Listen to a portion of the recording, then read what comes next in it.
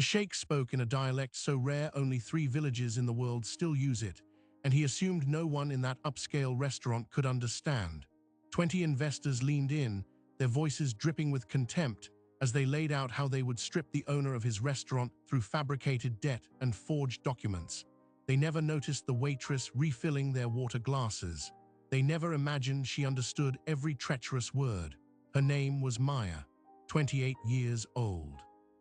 For 2 years, she had served wealthy businessmen and royalty in silence, invisible, underestimated, essential. Her mother lay bedridden in a village 300 miles away, dependent on the money Maya sent home each month. The restaurant, Al-Noor, was owned by a widower named Hassan, a man still fighting to keep his late wife's dream from crumbling under mounting debt. That afternoon, Maya was just refilling glasses. She had no idea that within the hour, she would become the only barrier between a ruthless fraud and a good man's ruin, and she would have to make a choice that could cost her everything. Maya had not planned to work that Tuesday. She had requested the day off weeks in advance to visit her mother in the village clinic, where the doctors were still trying to adjust her medication. But 2 of her colleagues called in sick, and Hassan, the owner, had begged her to cover the lunch shift. There was a VIP reservation, he said, an Arab sheikh and 20 business associates flying in from Dubai. The restaurant needed its most reliable staff. Maya could not say no. She changed out of her travel clothes and into her uniform, swallowing the disappointment as she had done so many times before. The village where Maya grew up sits near the border of 3 Gulf nations, a remote crossroads where languages and dialects collided and blended over centuries. Her father, a truck driver who died when she was 16, spoke one regional variant. Her mother, a former schoolteacher, spoke another. Growing up, Maya absorbed both like a sponge, unaware that these linguistic fragments would one day become the most valuable inheritance she could ever receive. She also learned classical Arabic from her mother's lessons and English from the satellite television her father installed before he passed. By the time she left the village at 23 to find work in the city, Maya was functionally trilingual and could navigate a dozen microdialects that linguists had barely documented.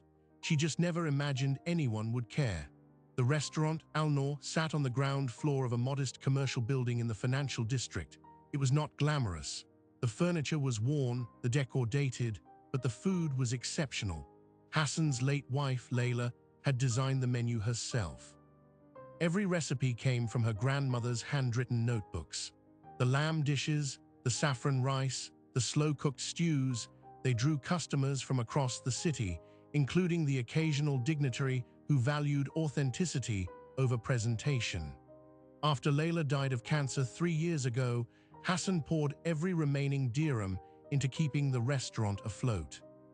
He had taken out loans against the property, negotiated with suppliers, and personally worked the kitchen on nights when they could not afford extra cooks. His daughter, 12 years old, had started helping with the books. Everyone who knew Hassan saw a good man slowly drowning in quiet desperation. The sheikh arrived at 12:45 that afternoon, his convoy of black Mercedes sedans blocking the narrow street outside. His name was Sheikh Rashid bin Zayed, a man whose family name opened doors across the Gulf.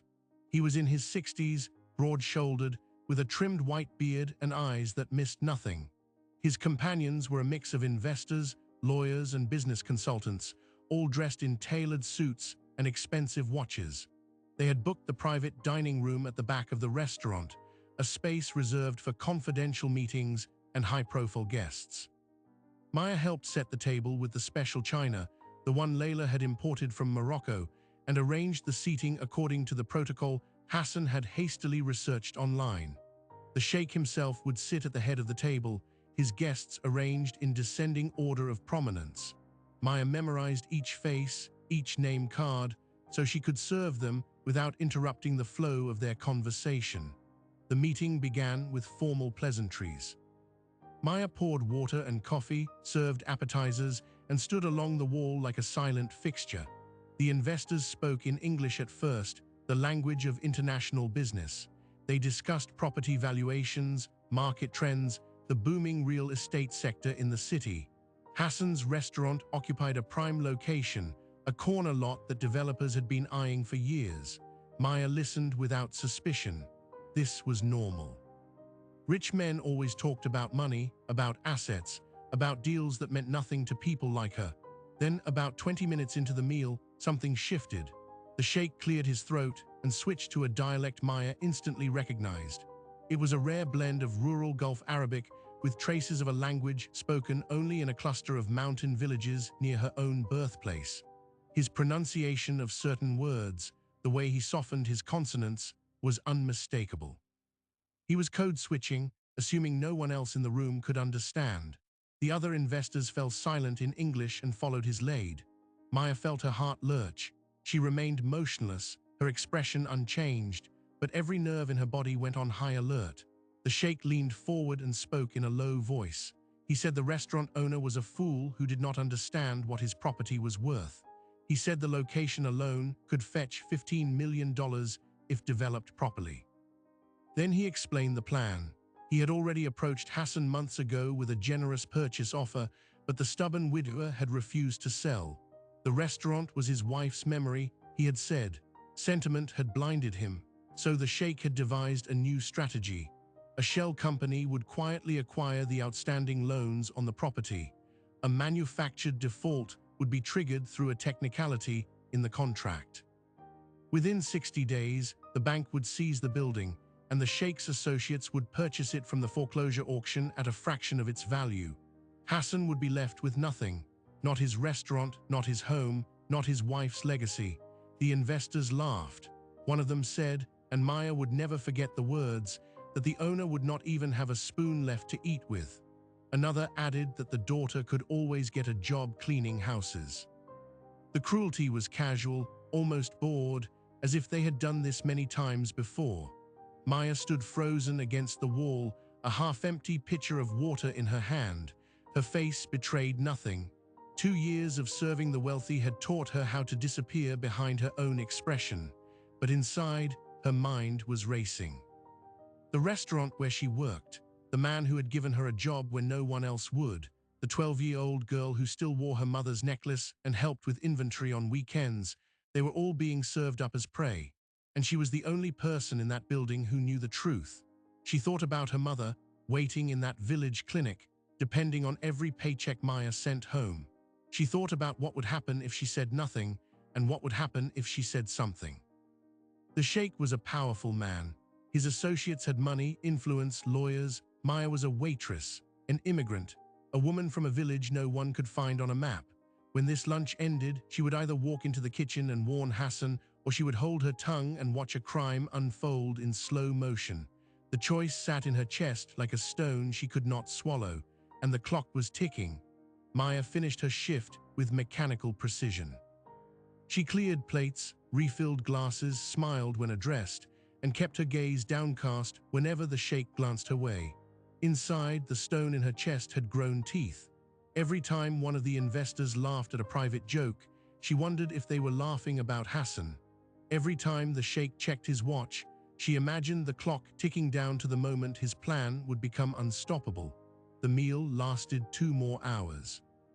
Maya served dessert, a honey-soaked pastry Layla had perfected, and the men ate it with the same casual indifference they had shown while plotting to destroy a family.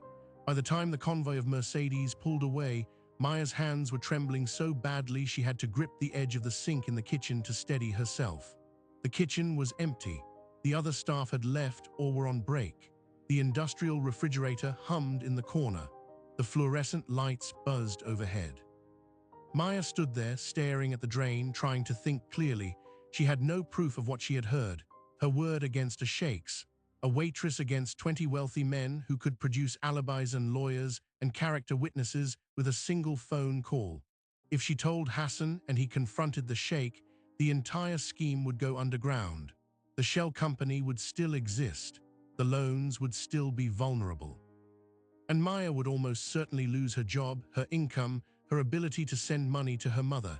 If she said nothing, she could keep her head down and watch a good man be destroyed. Neither option felt survivable. Then she thought about Layla. She had never met the woman, but she had heard the stories.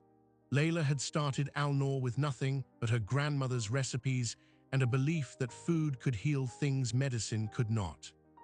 During her final weeks, when the cancer had taken her voice, she had written notes to Hassan on a small yellow notepad. Maya had seen one of those notes, framed in the back office. It said, "Take care of what we built, but take care of people first." The restaurant was never just a business. It was a promise to a dying woman. And now a sheikh and his investors were treating it like a line item on a balance sheet. Maya straightened her uniform and walked out of the kitchen. She went to the back office and knocked softly. Hassan was inside, hunched over a stack of invoices, his reading glasses perched on his nose. His daughter Amal sat in the corner doing her homework. She had her mother's eyes.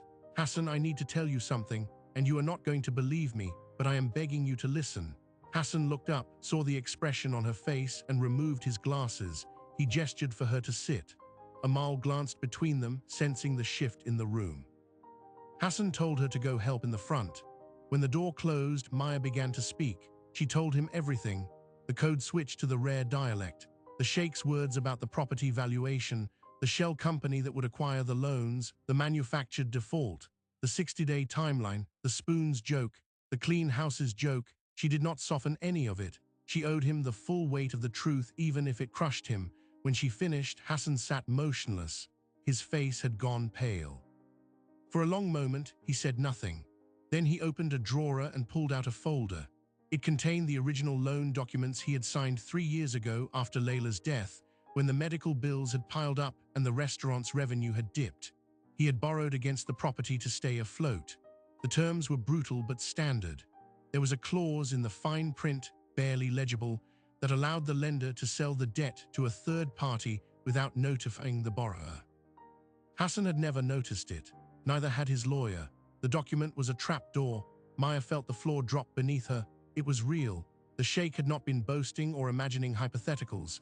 He had been describing a machine that was already in motion. Hassan had already received a notice 3 weeks ago that his loans had been transferred to a new financial entity. He had assumed it was routine. He had signed the acknowledgement without thinking. The shell company now owned Hassan's debt. The default trigger was already being prepared. They sat in silence, the weight of the revelation pressing down on both of them. Hassan asked Maya if she was certain about what she had heard. Absolutely certain. He asked if she would be willing to tell her story to someone, a lawyer, a journalist, anyone who could help. Maya hesitated. The cost of coming forward was not abstract. She had a mother whose medication was not free.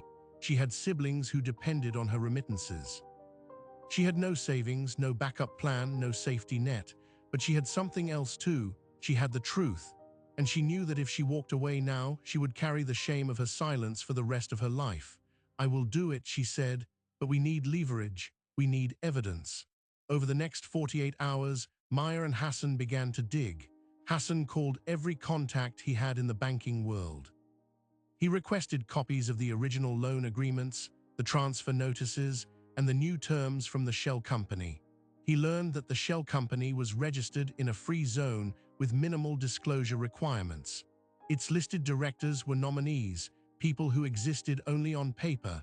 Tracing the ownership back to the sheikh would require a forensic accountant and possibly a court order, but they found a thread.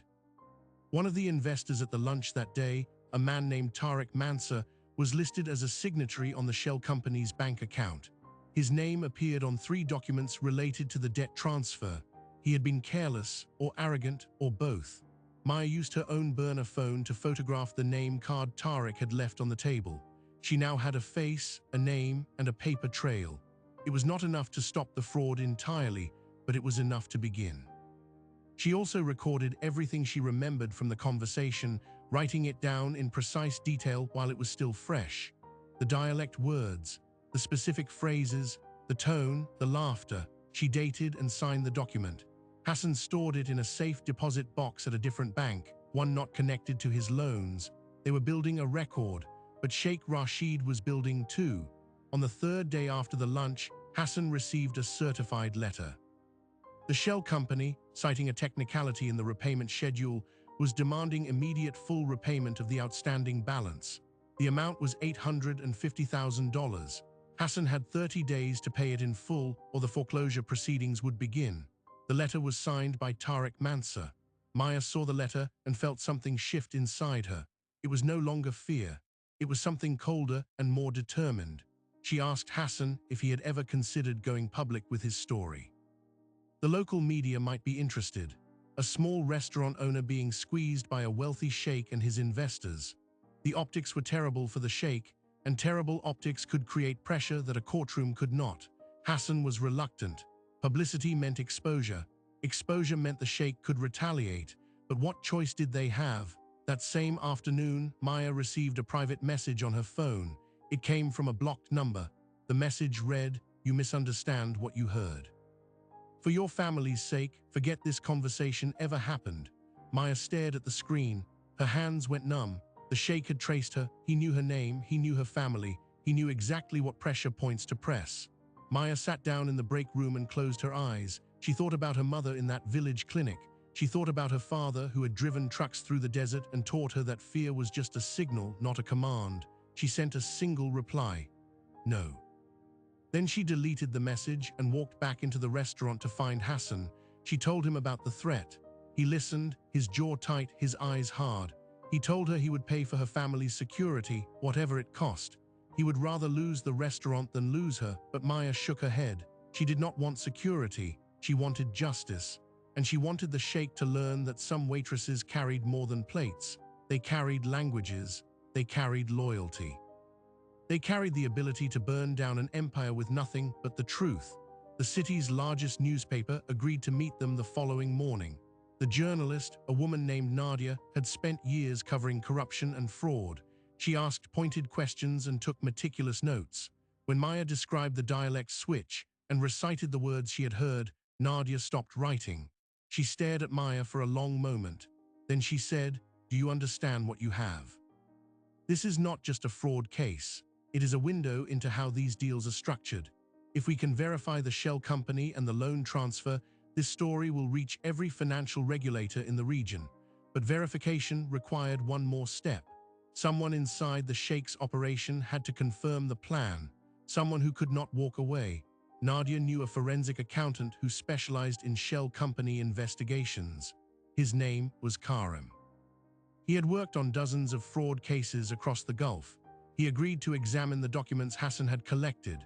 Within 6 hours, he called back. The pattern was unmistakable. The shell company was a front for a larger network of entities used to acquire distressed properties. At least 4 other small businesses had been targeted with similar schemes in the past 2 years. All of them had lost their properties. All of them had been forced into silence through legal intimidation. The sheikh and his associates had done this before, and until Maya stopped plating their desserts and started listening to their words, no one had ever caught them in the act. But catching them was not the same as stopping them. The 30-day clock was ticking. The newspaper story would take time to verify and publish.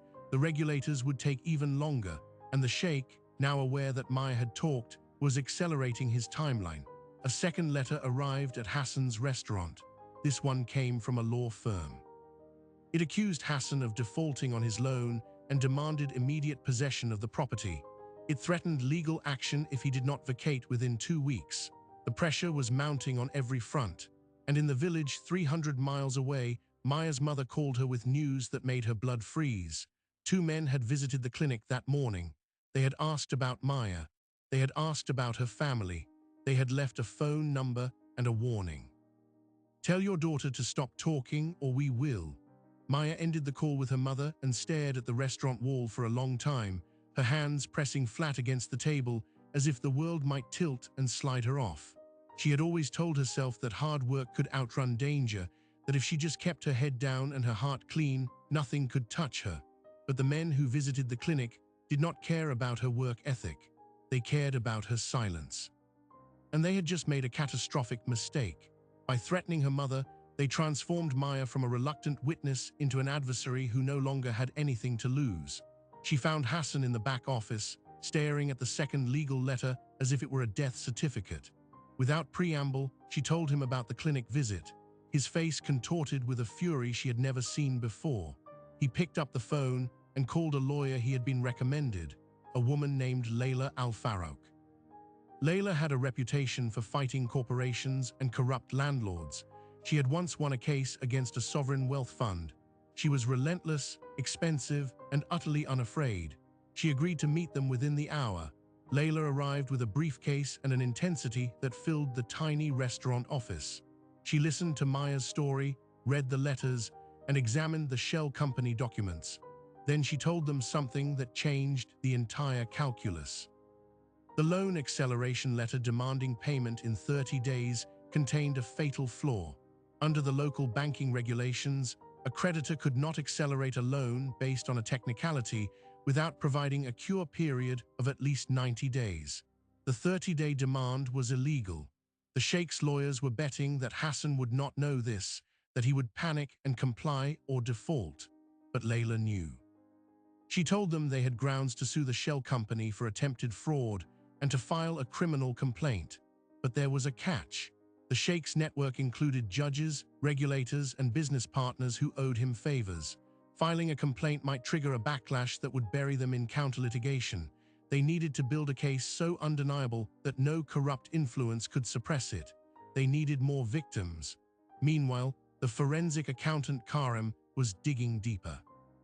Late that night, he called Layla with an update that sent a chill through the room. The shell company that owned Hassan's debt was part of a constellation of 27 entities spread across 3 jurisdictions. Karim had traced the money flows and found a pattern. Over the past 4 years, the network had targeted at least 6 small businesses similar to Al-Noor. Family-owned restaurants, bakeries, a spice shop, a textile factory, all owned by middle-class operators. All with emotional ties to their properties, all systematically destroyed through loan manipulations, bogus defaults, and rapid foreclosures. The properties were then sold to a development company owned by a cousin of the sheikh. The profits were enormous, and the victims were left with nothing. Karim had tracked down one surviving victim, a man named Omar who had owned a bakery in the old quarter. His shop had been seized 2 years ago. His wife had fallen into a deep depression. His son had dropped out of university. The family was living in a rented room now, surviving on charity. When Karim called and explained that someone was finally fighting back, Omar wept. He agreed to share every document he had, including a letter from the same law firm now threatening Hassan and recordings of phone calls with the sheikh's representatives. His evidence would show a consistent method, a script the predators followed. But the most disturbing discovery came next. Karim found that one of the earlier victims, a man named Youssef who had owned a small textile factory, had refused to surrender quietly. He had filed a police report and attempted to expose the scheme. 2 months later, Youssef died in a car accident. The police ruled it a tragic collision, but his widow insisted he had been followed in the days before his death. She had not been able to prove anything, and the case went cold. Listening to this, Maya felt a new layer of fear hardening into resolve. This was not just a property fraud. It was a machine that consumed lives. Layla, with Maya's consent, arranged a press conference outside the restaurant. Nadia, the journalist, had been holding off on publishing her story to gather more evidence. Now she ran it online with the headline, "The Sheikh, the Waitress, and the Stolen Dreams." The article detailed Maya's dialect discovery, the loan fraud, the shell companies, and the trail of broken families. Within hours, it was shared tens of thousands of times. Public outrage mounted. The sheikh's name was trending. His business partners started distancing themselves. The sheikh retaliated with full force. His lawyers filed a defamation lawsuit against the newspaper, Nadia, Maya, and Hassan, claiming damages of $50 million. A judge sympathetic to the sheikh issued a temporary gag order, preventing the media from further reporting on the case. Layla called it an outrageous abuse of power and promised to appeal, but the order meant the story could fade from the public eye just when they needed momentum most. Then, the supplier of Al-Noor's specialty ingredients called. He was nervous. He said he had been visited by men who suggested it would be unhealthy for his business to continue serving Hassan. Deliveries would stop. The restaurant would starve. Hassan spent all night calling alternative suppliers. By morning, he had secured enough stock to keep the kitchen running for 2 weeks, but the noose was tightening on multiple fronts. Maya refused to be silenced. She recorded a video on a borrowed phone, speaking directly to the camera in the rare dialect that had started it all. She identified the dialect, named the villages, and recited the exact words the sheikh had spoken. She told the story of that lunch, of her mother in the clinic, of the threat, and of the fraud. She posted the video on a platform the gag order could not reach. It exploded across social media. Millions viewed it. Linguists confirmed her dialect fluency. The authenticity was undeniable. The gag order quickly became unenforceable in the court of public opinion. Back in her home village, neighbors rallied around Maya's mother, standing guard at the clinic to ensure no strangers approached. Community leaders condemned the threats. The local police, embarrassed by the international attention, announced they would investigate the clinic incident. Suddenly, the sheikh's intimidation was backfiring. The biggest revelation came from Tariq Mansa, the investor whose name had appeared on the shell company documents. An anonymous message arrived in Layla's email. It contained internal spreadsheets, recorded voice memos from the sheikh's meetings, and a signed statement confessing the entire scheme. Tariq admitted he had grown tired of the cruelty, that Youssef's death haunted him, and that he feared he would be the next loose end the sheikh eliminated. He was willing to testify, but only if he was granted protection and immunity. The email included his location. He was hiding in a hotel 200 miles away, afraid for his life. Layla immediately contacted the Anti-Corruption Commission and the public prosecutor, sharing the documents in a sealed filing. The commission opened a criminal investigation. The sheikh's assets were frozen pending the outcome. The news broke at dawn. Hassan received a call from a senior bank official who had previously ignored his pleas. The official stammered an apology and offered to renegotiate the loans on fair terms. The court hearing for the foreclosure was now mere hours away, but the tide had turned.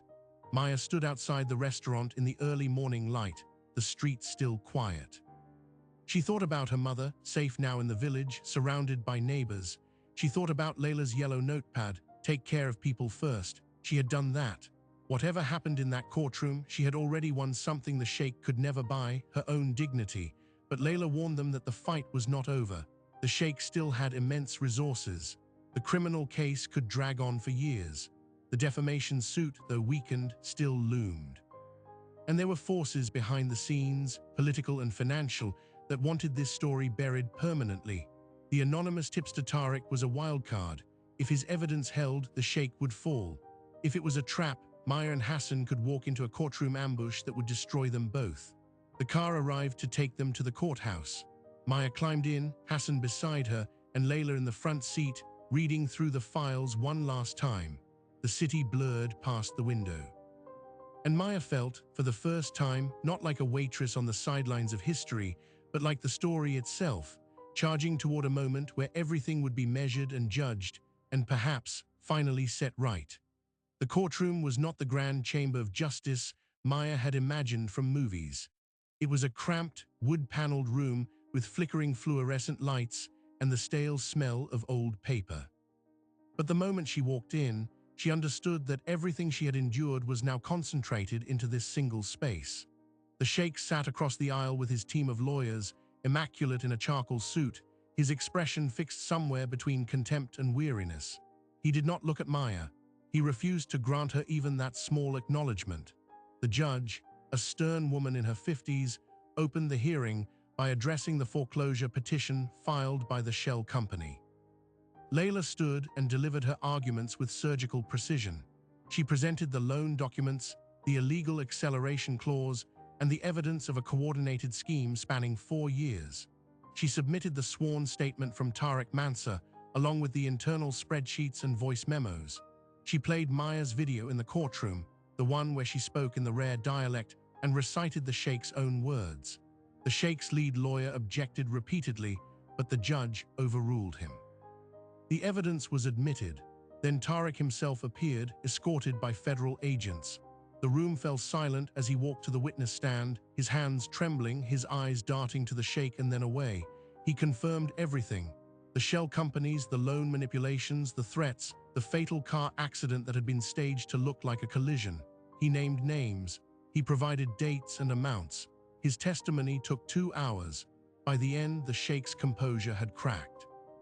His jaw was tight, his knuckles white against the armrest of his chair. He had spent decades building an empire on the assumption that no one would dare speak the truth. He was wrong. The judge ruled from the bench.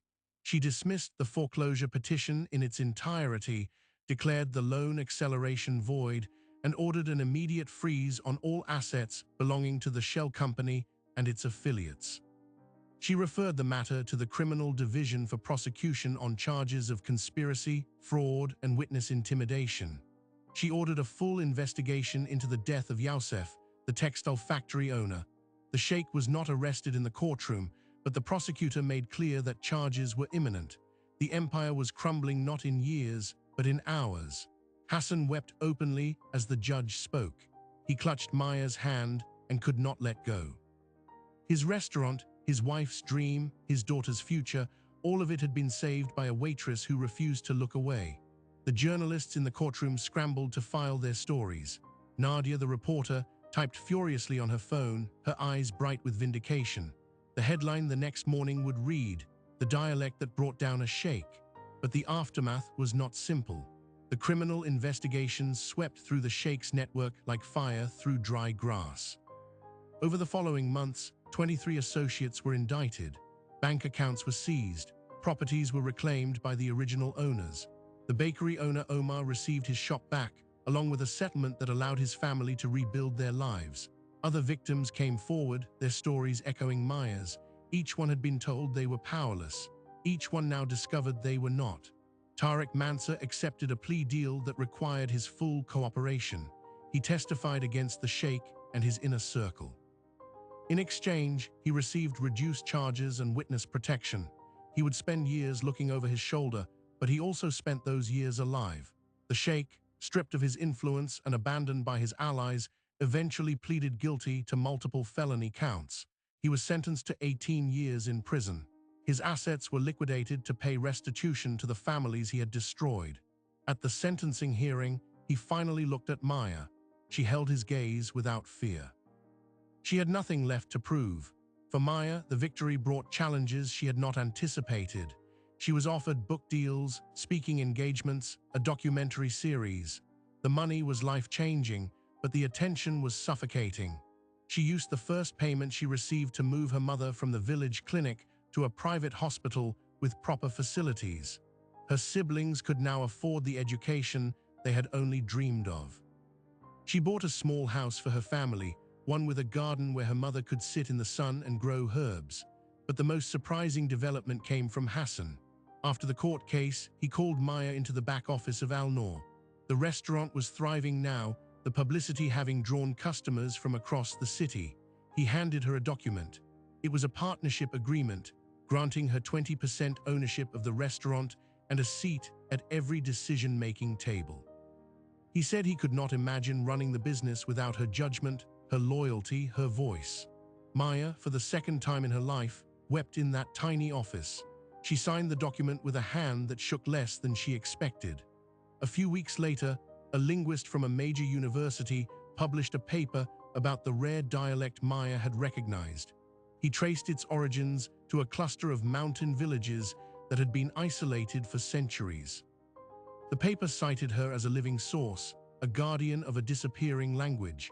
That single act of listening, of understanding, had not only stopped a crime, but preserved a piece of human heritage. Maya was invited to speak at an academic conference. She accepted, though she insisted on returning to her shift at the restaurant afterward. She never wanted to lose the grounding that had saved her. The final surprising detail came from an unexpected source. The sheikh's estranged daughter, a woman named Nura who had been living abroad and estranged from her father for years, reached out to Maya privately. She sent a handwritten letter. In it, she apologized for the pain her father had caused. She told Maya that she had grown up in the same mountain region where the dialect originated, raised by a nanny from one of those villages.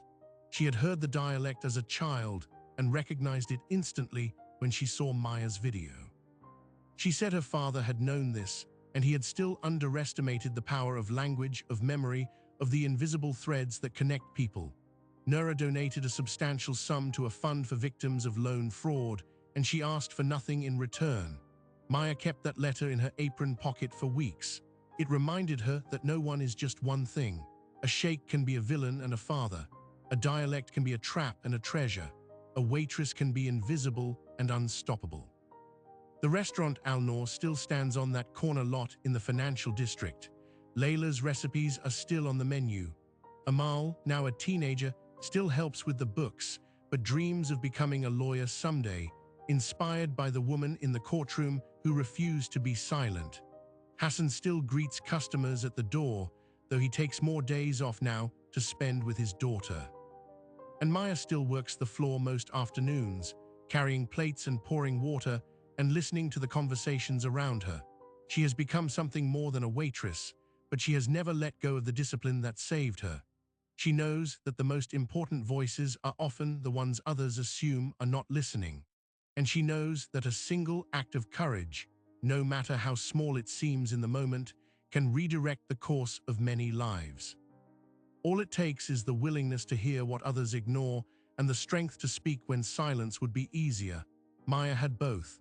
And because of that, an empire fell, a dream survived, and a language was remembered. In the end, the sheikh lost everything he had built with greed, but Maya gained something that cannot be measured in currency. She gained the knowledge that she was never just a waitress. She was a witness, a guardian, a voice, and she used it. Maya's story is not just about a waitress who overheard a conspiracy. It is a reminder that power always assumes it is safe from the people it ignores. The sheikh believed his dialect was a shield.